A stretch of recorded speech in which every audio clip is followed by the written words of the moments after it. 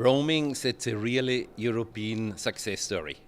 Democracy has worked, and that's what I really love on Europe, that if we have a serious problem in front of us, we are ready to fight. The EPP Group's Paul Rübig on the breakthrough in talks on wholesale roaming charges, slashing them far deeper than before. This on top of the phase-out of retail roaming fees by June of this year, one of the EU's most important accomplishments for consumers. Rübig launched that effort 10 years ago. If it needs 10 years to get what consumers want to have, like roam like at home, we got it now. So if you are traveling, if you go on a business trip, you pay the same like you are used to pay at home. And that's a big step forward for the digital single market.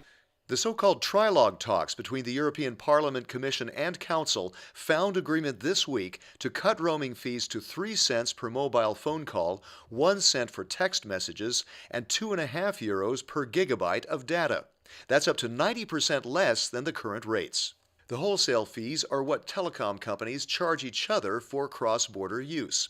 Some governments showed resistance in cutting them, arguing that would disrupt the business models of their leading telecom companies. It's always been an uphill battle to be able to roam like at home. Pilar del Castillo is an EPP Group member of the Industry, Research and Energy Committee. She was rapporteur for the Connecting the Continent package of reforms.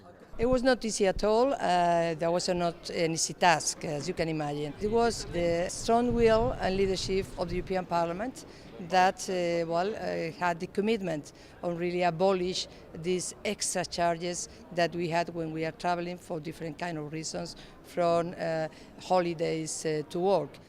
Cutting these wholesale fees further means telecom companies will have fewer fees to pass on to consumers, and the lower caps for data means EU consumers will use more audiovisual content cross-border.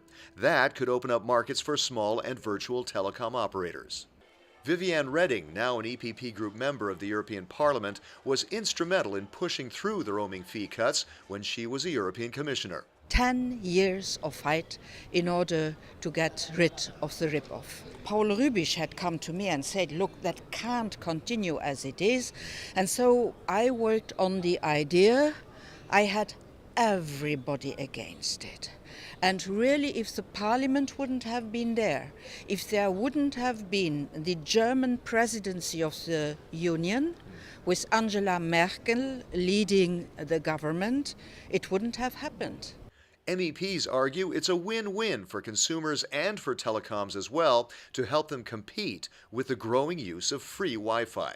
How can we help the telecoms to keep this market? And of course we have to show that transparent pricing and at least competition keeps them on the market. And that's what we in EPP decided to support. The agreement now goes to the EU member states and the full European Parliament for approval. The multi-party support for it virtually ensures that it's a done deal, a good deal for the consumer, and an important step in developing Europe's digital single market.